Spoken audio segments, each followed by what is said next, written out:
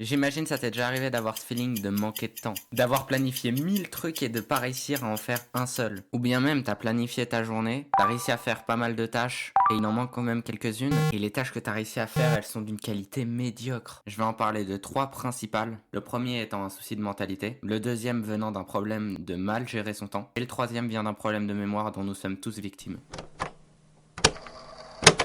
Le premier point, on pourrait aussi l'appeler de l'autosabotage. C'est-à-dire que vu que le cerveau n'aime pas être en dehors de sa zone de confort, ce qu'il va faire, c'est qu'il va essayer de bousiller tes projets, de t'empêcher d'agir, bousiller tout ce que tu as envie de faire, afin de ne pas sortir de sa zone de confort. Ça peut être un type de procrastination, mais c'est souvent pas le cas. La procrastination est plus liée au point 2 qu'au point 1. Vu que le cerveau déteste sortir de sa zone de confort, ce qu'il va faire, c'est qu'il va tout faire pour que tu restes dedans. Quitte à justement bousiller tes projets et à te faire tout foirer.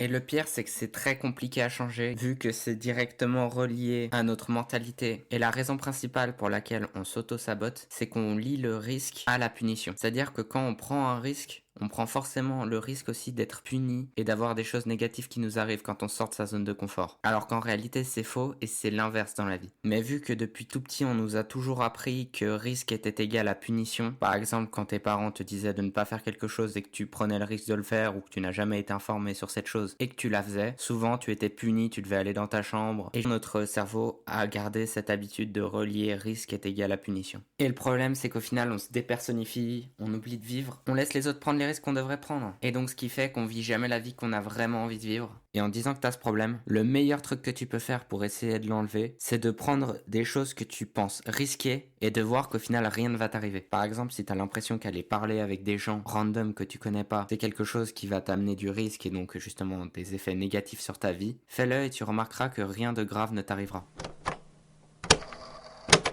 Maintenant, parlons du deuxième problème. Par rapport au fait de mal gérer son temps, il y a deux types de personnes. Il y a les gens qui ont de la peine à prévisualiser le temps que va mettre à faire une tâche, et il y a ceux qui procrastinent. Pour le premier type, c'est très simple. Vous avez juste à faire une planification qui bouge, qui est flexible. C'est-à-dire qu'au lieu de mettre un temps précis, mettez une fourchette, et avec le temps que vous faites cette tâche, le nombre de fois que vous l'avez fait, optimisez-la et dites ça fait plus temps et temps. Et pour le type 2, si vous procrastinez à chaque fois que vous devez faire une tâche à risque, vous êtes certainement dans le cas numéro 1. Par contre, si vous procrastinez sur chaque tâche que vous devez faire, peu importe le risque qu'elle vous apporte, à ce moment-là, vous êtes dans la procrastination du point 2. Et le problème, c'est que c'est compliqué de sortir de cette procrastination. Je vais vous donner quelques techniques, mais ça peut être très compliqué. La première technique que tu peux utiliser, c'est de te donner des deadlines. Ce que tu peux te dire, c'est maximum à partir de telle date, je fais ce que je dois faire et c'est tout. Et si je le fais pas, je peux même me mettre un malus. Par exemple, je perds 50 francs. Ou sinon, tu peux aussi demander à un de tes amis de te suivre pour que tu puisses réussir à faire tout ce que tu dois faire. Et c'est lui directement qui te donne les malus, comme ça va encore plus t'impacter que si c'était toi-même.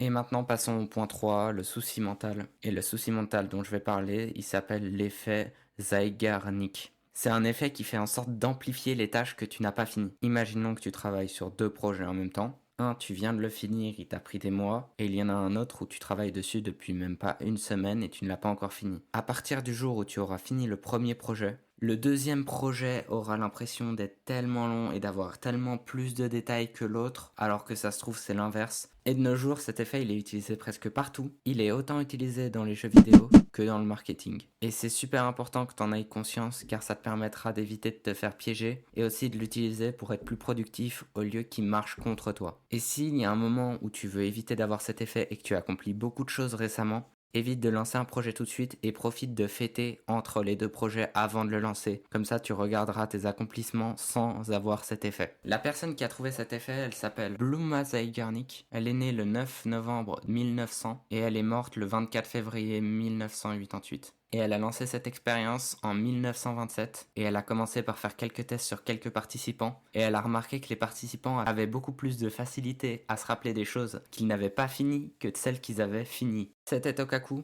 n'hésite pas à me dire ce qui est améliorable d'après toi et n'oublie pas de liker, ça me soutient toujours. À la prochaine.